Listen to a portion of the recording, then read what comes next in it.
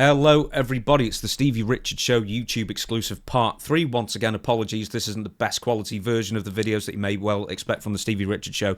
We're sort of rushing all this out because there's a lot of news and we're not around for the rest of the week as well, so we're sort of doing everything recording in advance. We have to talk about Ric Flair and his... I've just written spouts nonsense on Twitter, so we'll deal with the first one first. In a now deleted tweet, Ric Flair said that the legendary commentator Jim Ross and his cancer update and all that kind of thing was just seeking attention and he should focus on his recovery instead. Here is the quote. Jim Ross will always be Jim Ross, seeking attention. Focus on your recovery, and then he tags JRSBBQ in that as well. Ric Flair, the day before, would later try and pass it off as a joke, but the thing is that it almost seems like this was a response to something that was released a few days ago that Jim Ross had said about Ric Flair. So here is the quote from that, where he's talking about... who's Gary Juster? He worked for WCW, am I right? Yeah, he worked for Gary Juster, worked for WCW, but also I believe he worked in Ring of Honor with Cornette when Cornette was the booker. I believe it was Gary Juster. Right. He's been around for a while. Production, generally, are we saying? Yes. Yeah. Absolutely. Okay, then. So this is what Jim Ross said when recounting a story from back in the day. So they come from the arena. This is Ric Flair and a couple of the wrestlers. And Ric Flair's got his garment bag with him. Now, you know where this is going. He goes to the bathroom like anybody else would, or maybe drinking too. Did you mention, just to cut you off for one quick second, yes, did you mention the context of this? I'm sorry, I didn't. So that makes it even worse, right? Yeah, That's why you have to put that fact in there. No, I'm sorry, I didn't. So this was Gary Juster's wife's birthday. So there weren't that many people there, and practically none of them were wrestling fans, wrestling people, didn't know anything about wrestling, or probably didn't even know Ric Flair. Plus the fact it's a woman's birthday party. Let's keep that in mind with what you're about to read, yes. Correct? Yeah, so basically he goes in the bathroom. Jim Ross alleges that he was drinking in the bathroom, apparently. So Ric Flair throws down the drink. He comes back out. He's got a Thrasher towel. He's got knee-high socks, his alligator shoes, and a boner. And no underwear. And he's strutting around, flashing with his robe, of course. Here is his wife, this is Gary Juster's wife, something that she had never encountered, but frankly nobody encountered anything quite like this. But no, we've heard stories about Ric Flair doing this on planes and everywhere else, but this seems like really weird to do this. Why is he doing this on a party where nobody knows who he is? I have no idea. I have no idea, except for the fact, much like I guess the ultimate deflection of this tweet, right? Basically saying that JR is an attention whore, seeking attention, but there's nobody in the world that is more of an attention whore than Ric Flair. And what I would say is, it's about his wife and her birthday. I need to be the center of attention. This is just my guess and my speculation. And speaking of alcohol, I would guess this tweet, the first one at least, has to do maybe with being connected to some alcohol consumption. This is a dude, I mean, come on. What are you doing even if you say a day later, it's a joke? This guy's literally fighting for his life against cancer. Whether or not the surgery was a success, it goes into remission, Jim Ross has to worry about this coming back for the rest of his life. So, and you make a joke that he's only doing it to get attention. Hey. Which I don't believe the initial tweet was a joke. No, that's the thing. Right. You know me, I've got a terribly dark sense of humour, as have you, that we don't really display on this show for obvious reasons. But the thing is that at no point did it come across like a joke whatsoever. It just came across as a complaint. I mean, there's jokes, and then there's just quite clearly him just whining about something that Jim Ross said that he didn't... Ric Flair did this with us. The previous tweet. Do the previous tweet while we're talking about this maniac. Okay, what happened? He put a picture up of a sexual consent form or something. That was the same day. We're going to talk about that in a minute. You hang on there. We're going to be talking about that in a minute. Don't you worry. I have to hang on to his boner, or I just hang on in virtual? No, that's where the towel hangs on, I guess. But anyway, right. So like a year or two ago, when Shane Douglas and I were doing, I don't know if it was our podcast or it was just interviewing, and someone wrote in a question saying something about Ric Flair. You know, it's just he's getting himself into a sad state, and essentially ruining his legacy, which is fine. I think a lot of people might agree with that, quite frankly. Shane gave a very nuanced which I know a lot of people don't like, nuanced answer saying, yes, we fell out. I didn't think he was a very good boss. Here are my issues with him. That being said, it looks like he's going down, continually going down the wrong rabbit hole with alcohol or blah, blah, whatever it might be. And Shane expressed genuine concern because he was my favourite as a kid. He's one of the reasons I got into wrestling. I wish no ill will on him. I hope he gets better, and I wish nothing but the best for him. Ric Flair, then, because I remember, because someone sent me a preview video of it where Rick just talked about it, completely missed the point, and he was slurring on this podcast as well, Flair. Just talking about what a piece of crap That was the one with Shane Mark is. Madden, correct? No, Madden. No, he was with Conrad at this point. Well, the same era of that show that went from Mark to Conrad. Yeah. And I did see the clip from Shane because we talked about it. And I was like, that was about the kindest, most, I would say, caring, empathetic way of putting what Rick is doing and how it kind of hurts Shane as a lifelong fan of his work. That's the interpretation I got. Yeah, but the thing is that, Ric Flair is the most thin-skinned wrestler in the world. Bar none. And anyone who mentions him, we'll probably hear about this, but anybody who mentions him, he has to go off on them. He did it with Dutch. He's done it with Shane on, my shows personally. He's doing it with Jim Ross, recounting a story of Ric Flair doing bizarre behavior. And the thing is, we're going to talk about more stuff, obviously, soon regarding Rick and the consent form thing. But it's like you can't just brush something like that off as a joke when it didn't read as a joke whatsoever. It just came across as you're potentially dying. Stop being an attention whore. I don't get it. I don't get it either. And we're going to talk about the previous tweet with whatever out of nowhere that was completely tone deaf. But I remember after the plane ride from hell, the infamous thing with you were not on this, were you? I asked you this. I was on the plane ride from hell. Absolutely. I didn't see any of that stuff going on. I saw the Brock and Kurt thing happen and them slamming up against the exit door. Crash and myself were sitting to the right here, and the exit door was right there. And then the previous thing where Vince wanted to shoot with Kurt Angle in the aisleway up in first class. That all happened. But I want to say after all this, Rick stood in front of everybody at a talent meeting, either right after that when we landed or the week after that. It wasn't long after the incident to say he has a problem. He has an addiction. He's going to get help. He's going to get better. And I don't think any of that happened. I think he obviously was forced to make that apology at the talent meeting.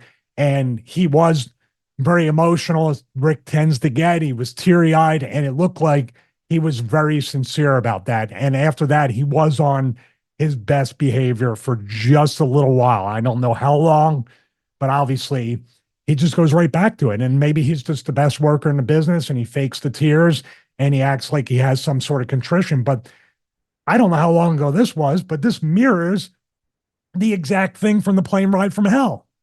The Gary Juster's wife's birthday party. And I think it is the ultimate attention seeking that you just can't peel back and let a woman enjoy her birthday party, which, by the way, it cannot be understated. These are civilians. These are not wrestling people. Gary Juster, even being in wrestling, is a production person. May have never been exposed to anything like this in his life. Exposed is the word. Yeah, exactly. Yeah. So you got to bring up the previous tweet, which I didn't even know was the same exact day. So is this dude on another bender and then he just tweets? I tell you right now, Rick, just based on my experience over the past 9 to 12 months being off social media, it's the best feeling in the world. I suggest you try it. Right. This wasn't just written. This was a Photoshop certificate, and I doubt he made it. So someone probably made it for him, then he thought it was funny and posted it. But the thing is once again, you say tone deaf. So shortly beforehand, he also posted a mock contract called the Woo Compromise. Ironic, since Flair has found himself in some compromising positions over the years, I think you'll agree. Ha-ha. Well done. By signing this compromise, both parties involved agreed to ride Space Mountain and engage in sexual relations on this night. This contract adheres to guidelines of informed consent, and both people in the relationship must be present and not in an intoxicated state before signing. No party should be pressured or persuaded into something that they do not want to do, and they reserve the right to terminate the contract if need be. This contract has the signed and sealed approval of the Nature Boy Ric Flair, who has taken many women for a ride on Space Mountain and has the utmost respect for women. Now, that's all well and good and amusing and stuff like that. If Ric Flair hadn't had a number of allegations put to him that sort of flies in the face of this joke certificate form contract kind of thing. There's only one question I have about this one and the JR one. Why? Like, what is possessing you? The JR one, I kind of understand because he's a response. He cannot, like you said, he cannot just say, well, this person said this, fine, F them, whatever. He has to respond. Even Shawn Michaels, I remember I said it before. He stood in front of some TV or something.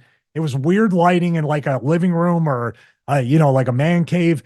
And he's talking like, Shawn Michaels, you think you're a Christian. You claim to be, like, he's burying the guy who idolized him. And he even had things to say about Triple H at one point, right? Who also idolized him. Shane Douglas was a fan of his. I'm telling you right now, and I told you the other day, or the other episode about the Ricky Steamboat agent clip. I watch Flair versus Steamboat matches whenever they come up in my feed on YouTube. Ric Flair is a lot of fun to watch. Ric Flair, but I'm telling you right now, every time this happens and I see a Ric Flair match or something wrestling wise, even when I was a fan of it way back in the day, I bypass it because I'm like, I just can't stomach to look at this guy sometimes. With Rick as well, I mean, Arn Anderson used to be his best friend, and they fell out many years over ago. Money. And he said, yeah, basically Arn lent him money. This is the rumor. Nobody's ever counted it or anything. Owed him money.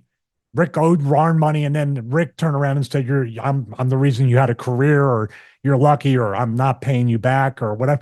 So that's what he does to friendships and marriages and any personal relationships. The people that do the most for this guy seemingly go into the crosshairs more than anybody. I'm sure JR has done a lot for Ric Flair as an office person, especially as a commentator, putting him over. And they were probably friends.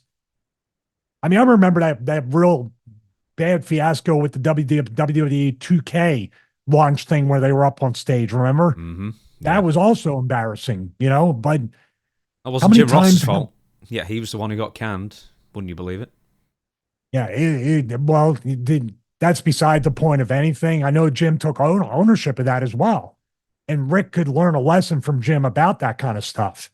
It's just, at this point, he's Ric Flair. People are always going to book him. He's always going to be figured in. He's back in WWE, right? Didn't they sign him to a contract? Flair? Yeah, he was back in, he made an appearance on LFG recently. So, yeah, I mean, I guess he's in a fairly, well, here's the thing, he was in the fairly good graces of WWE, I guess, in that point, but then he also made an appearance on AEW television recently in a tribute to Steve McMichael. So who knows? I think he might still be under AEW contract, weirdly. Well, the Steve McMichael thing is understandable, and they didn't do that really with WWE, and he was more of a WCW wrestler.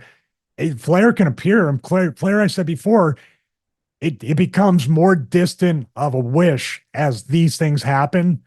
But Flair can be the ultimate ambassador to the sport, to the business, to every promotion, and make money without taking a bump. But this guy, once again, that last match, he said, is not going to be his last match. So are we going to see Ric Flair also back in the ring again in the future?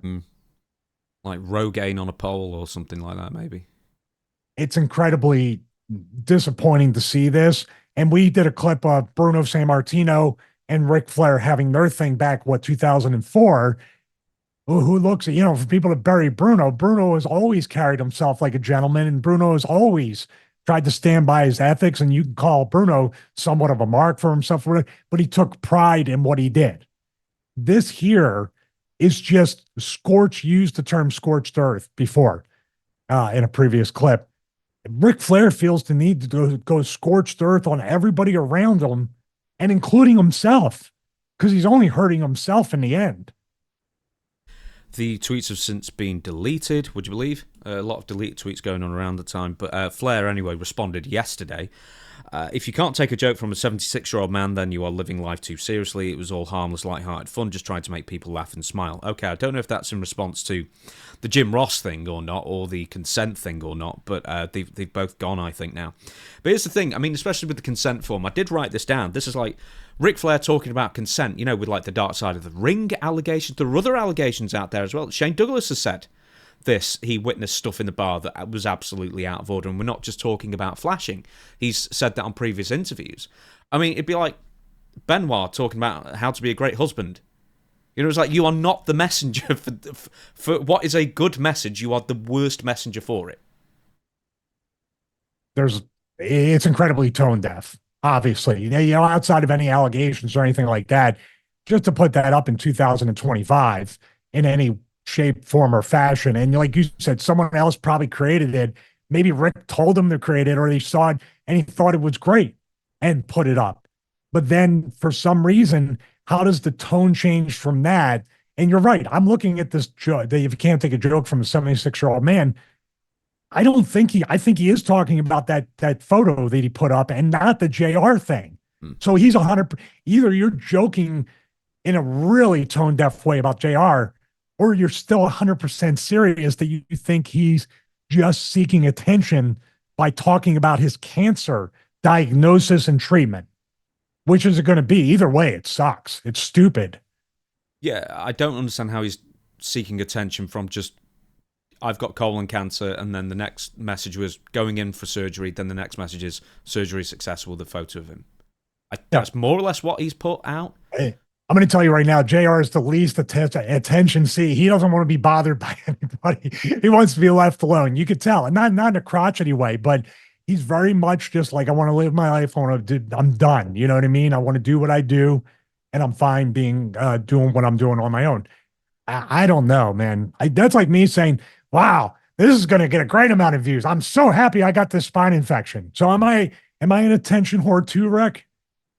Because, man, you talk about living a charmed life. This dude is, I don't get it. He just keeps getting opportunity upon opportunity, and he keeps telling people, I want to destroy my opportunity you're giving me. Yeah, I mean, a few years ago after he got through, what was he given, 5-10% for that surgery? And, you know, a lot of it, I guess, was based on just how much he consumed over the years, why his body was in such horrible shape. And then, you know, he left off the alcohol for a while, and now he just went straight back on it again. It's like, well, in that last match vignette, him and David Crockett are on a boat drinking beers. Mm-hmm. And then the Undertaker, because he didn't drink any water, and part of it wasn't just dehydration, a lot of stuff. He passed out twice during the match.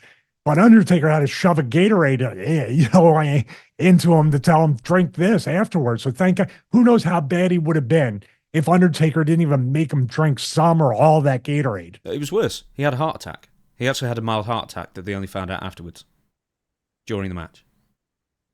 And that was the time where he probably said, well, it's definitely not my last match. I mean, does this guy have we talked about it before, does he have a death wish to die in the ring? Or that's beside the point. You try to have empathy and sympathy for another human being. You're trying to understand, not letting go when it comes down to the last match or whatever the last match is going to be. But this stuff, you can't be sympathetic or empathetic to a person like Ric Flair who has no sympathy or empathy for another human being. He is a narcissist. He's the absolute ultimate narcissist that he thinks, because he would seek attention with that, because he wants to stay relevant. And maybe, guess what? How many people are talking about Ric Flair right now? So he accomplished his mission, no matter how, for negative or positive that it might be. People are now talking about Ric Flair, and I'm sure he was trending on social media. I'm sure he was as well. Right, on that, we're going to leave it. Thank you, everybody, for watching. This was the last of the 3 YouTube exclusive videos. The usual... Can I say one thing? Oh, yes. Hey, Rick, I know I'm a jobber that never drew money. There, I already saved you your tweet.